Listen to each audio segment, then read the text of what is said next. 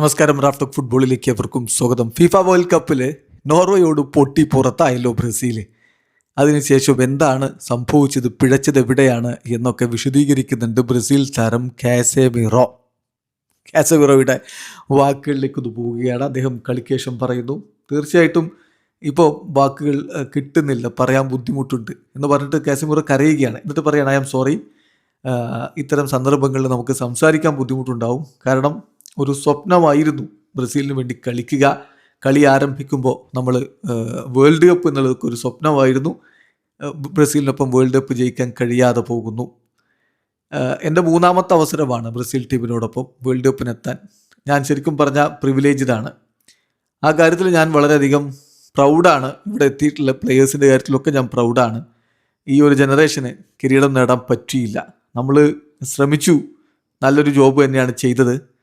പക്ഷേ ഒരുപാട് ആളുകളെ നമ്മൾ നിരാശപ്പെടുത്തിയെന്ന് എനിക്കറിയാം. പക്ഷേ ജീവിതം മുന്നോട്ട് പോകും. ഇത്തരം മൊമെൻറ്റുകളിൽ എനിക്ക് എൻ്റെ ഫാമിലിക്കൊപ്പം ഇരിക്കാനാണ് തോന്നുന്നത്, വിത്ത് മൈ ചിൽഡ്രൻ എന്ന് അദ്ദേഹം ആദ്യം പറഞ്ഞു. എന്നിട്ട് അദ്ദേഹം എന്താണ് ബ്രസീലിന് പറ്റിയത് എന്നുള്ള എവിടെയാണ് പിഴച്ചത് എന്ന് വിശദീകരിക്കുന്നത്. അദ്ദേഹം പറയുന്നു, ഞാൻ പറയുക, സെക്കൻഡ് ഹാഫിൽ നമുക്ക് നമ്മുടെ ആ ഒരു ലൈൻ ഒന്ന് മിസ്സായിപ്പോയി. കുറച്ച് ഞങ്ങൾ ആ ഒരു സ്ട്രക്ചർ ഒന്ന് മിസ് ചെയ്തു.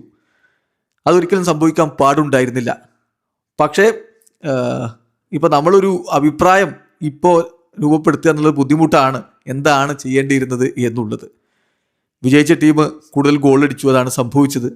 ഞങ്ങൾക്ക് ഞങ്ങളുടെ അവസരങ്ങളുണ്ടായിരുന്നു, പക്ഷേ ഞങ്ങളത് വേണ്ട വിധത്തിൽ ഉപയോഗപ്പെടുത്തിയില്ല. അവർ 2 തവണ ഗോൾ അടിച്ചു, ഞങ്ങൾ 1 തവണ മാത്രമാണ് അടിച്ചത്.